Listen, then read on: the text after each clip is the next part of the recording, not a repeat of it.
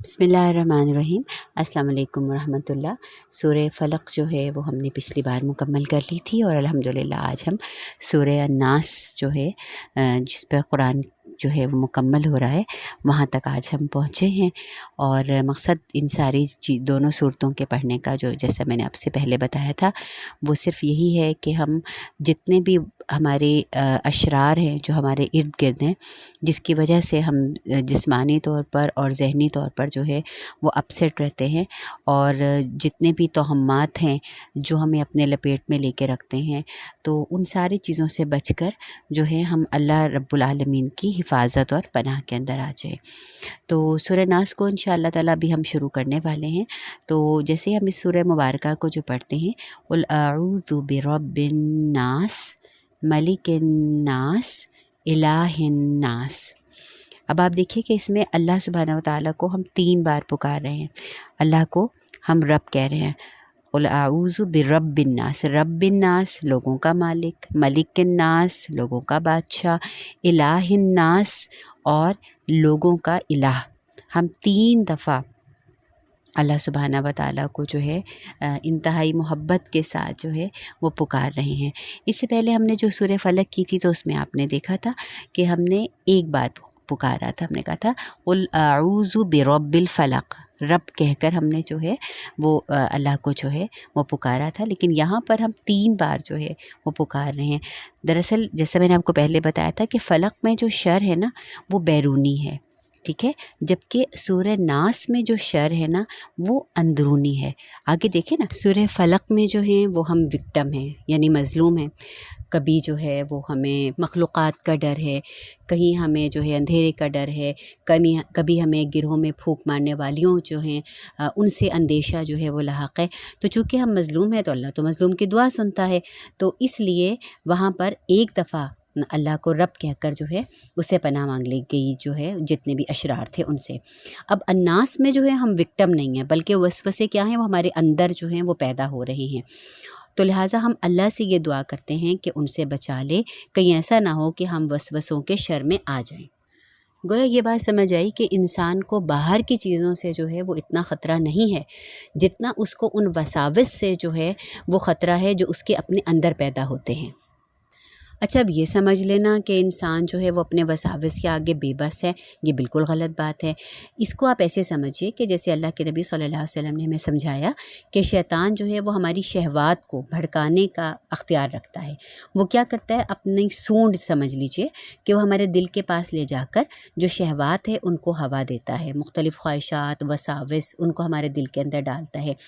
جیسے ہی ہم اللہ کا ذکر کرتے ہیں تو یہ فوراً وہاں سے بھاگ جاتا ہے۔ خالی دل شیطان کا گھر ہے۔ شیطان کے یہ حربے انسان کے چونکہ اندر سے رونما ہوتے ہیں نا، اس لیے یہ سورہ مبارکہ جو ہے، سورہ ناس جو ہے وہ نازل کی گئی۔ اور شیطان چونکہ گیو اپ نہیں کرتا اور بار بار وسوسے جو ہے وہ ڈالتا رہتا ہے، تو اس لیے ان سورتوں کو صبح اور شام تلاوت کرنے کا حکم ہے۔ اور ہمیں پتہ ہے نا کہ تمام گناہوں کا سبب جو ہیں وہ شیطانی وساوس ہیں، وہ شہوات ہیں جو شیطان ہمارے دل کے اندر پیدا کرتا ہے، چونکہ اس سے ہماری آخرت کو شدید خطرہ لاحق ہے۔ اس لیے یہ جو تاکید ہے قرآن جہاں پر بالکل مکمل کیا جا رہا ہے، سورہ ناس آپ کو پتہ ہے نا کہ آخری سورت ہے، اس لیے اس پر قرآن کو مکمل کیا جا رہا ہے کہ یہ وسوسے کا جو شر ہے یہ اتنا خطرناک ہے کہ ایسا نہ ہو کہ ہم پہلی سورہ یعنی سورہ فاتحہ میں ہم نے کیا مانگا تھا، صراط مستقیم جو ہے اللہ سے اس کی طلب جو ہے ہم نے کی تھی، تو یہ نہ ہو کہ وساوس آ کے ہمیں صراط مستقیم سے ہٹا دیں۔ آئیے اب اس سورہ مبارکہ کے مکمل ترجمے کی طرف آتے ہیں۔ قل کہہ دیجئے اعوذ برب الناس، میں پناہ مانگتا ہوں انسانوں کے رب کی، ملک الناس انسانوں کے بادشاہ کی، الہ الناس انسانوں کے حقیقی معبود کی۔ اور رب الناس، ملک الناس، الہ الناس کی تعریف کر کے ہم پناہ کیا کر رہے ہیں، اس وسوسہ ڈالنے والے کے شر سے جو خناس ہے، یعنی جو بار بار پلٹ کر آتا ہے، جو گیو اپ نہیں کرتا۔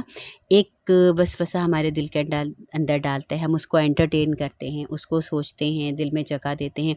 پھر وہ اس سے آگے کا خدشہ جو ہے وہ ہمارے دل کے اندر ڈالتا ہے، پھر وہ اس سے آگے کی بات جو ہے وہ ہمارے دل کے اندر ڈالتا ہے، جو الذی یوسوس فی صدور الناس، اس کا مطلب ہے کہ وسوسے کا جو شر کا جو مرکز ہے صدور الناس ہیں، لوگوں کے سینے ہیں، لوگوں کے دل ہیں۔ اور یہ کون ہوتے ہیں؟ من الجنۃ والناس، یہ جنات میں بھی ہو سکتے ہیں اور انسانوں میں سے بھی ہو سکتے ہیں۔ اور آپ کو پتہ ہے کہ ایسی شر انگیز کارروائیاں کرنے کے لیے انسان جو ہیں وہ شرری جنات جو ہیں وہ ان کے جو ہے وہ ہیلپ لیتے ہیں، تبھی تو یہ کالے بکرے اور یہ خون اور اس طرح کی چیزیں، سریاں اور اس طرح کے جو آپ کو پتہ ہے کہ جادوگروں کے ساتھ جو چیزیں منسوب ہیں، وہ کہتے ہیں کہ جی ویرانے کے اندر یہ چیز ڈال کے ہیں، تو اس طریقے سے وہ انٹرٹین کرتے ہیں انسان اپنے ان جنات ساتھیوں کی اور ان دوستوں کی کہ جن کی مدد کے ساتھ وہ یہ سارے وساوس اور یہ برائیوں کے کام کر رہے ہوتے ہیں۔ مستقبل کے ایسے اندیشے کہ جو ہمارا سکون برباد کر دیں، وہ وساوس ہیں کہ جو شیطان جن سے ہمیں شیطان اپسیٹ کرتا ہے، پریشان کرتا ہے، اور ہمیں اللہ پر توکل کرنے سے اور تقدیر جو کہ اچھی بھی ہو سکتی ہے اور بری بھی ہو سکتی ہے، اس سے ہمیں ہمارا ایمان جو ہے وہ ہٹا کر، اور گویا وہ ہمیں اتنا انسیکیور کر دیتا ہے کہ ہم اپنے ارد گرد جب بھی دیکھتے ہیں ہمیں کبھی اپنی اولاد کے خدشے لگتے ہیں، کبھی اپنی صحت کے خدشے جو ہیں وہ محسوس ہوتے ہیں، کبھی اپنی جو ہے وہ جان و مال کے خدشے جو ہیں وہ ہمیں پریشان رکھتے ہیں، کبھی ہمیں اپنے قریبی رشتے جو ہیں ان سے خدشات جو ہیں وہ لاحق ہو جاتے ہیں کہ پتہ نہیں یہ ہمارے ساتھ فیئر ہیں یا ہمارے ساتھ انفیئر ہیں، پتہ نہیں میرے ساتھ کیا ہونا ہے، کیسا ہونا ہے۔ تو یہ وہ وساوس ہیں کہ جو عام طور پر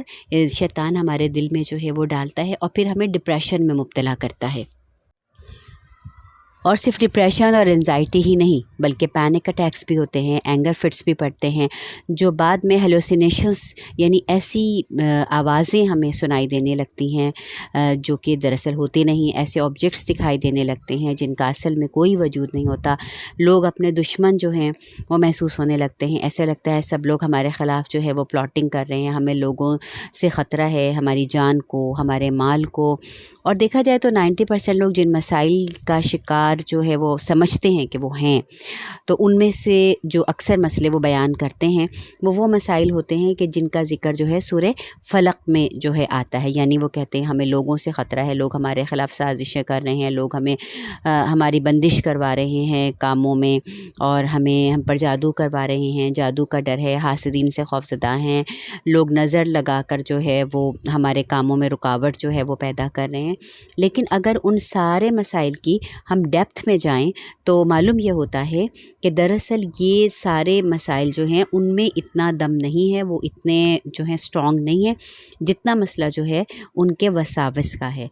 یعنی مسائل سورہ ناس والے جو ہے وہ ہوتے ہیں، اور اسی لیے یہ دونوں صورتوں کا بہترین ایک کمبینیشن ہے، اور اس کو اپنے ہر مسئلے کے حل کے لیے ایک پہلا اور آخری اور حتمی علاج جو ہے وہ سمجھنا چاہیے کہ مسئلے ہمارے خود ساختہ ہیں یا لوگوں کی طرف سے جو ہیں وہ پیدا کردہ مسائل ہیں۔ تو ہر مسئلے کے حل کے لیے اللہ سبحانہ تعالیٰ نے سورہ فلق اور ناس کا جو جوڑا اتارا ہے، اور جس کو پڑھنے کی تلقین جو ہے وہ ہمیں صبح اور شام کے اوقات میں کی گئی ہے، اگر ہم اس کو اپنے اوپر لازم کر لیں اور اس کے معنی اور مفہوم کو سمجھیں اور اس پر پورا اعتقاد اور یقین کریں، تو انشاءاللہ تعالیٰ یہ ہمارے تمام مسائل جو ہیں، چاہے وہ بیرونی ہوں چاہے اندرونی، سب مسائل کے لیے یہ صورتیں ہماری بہت کافی ہیں۔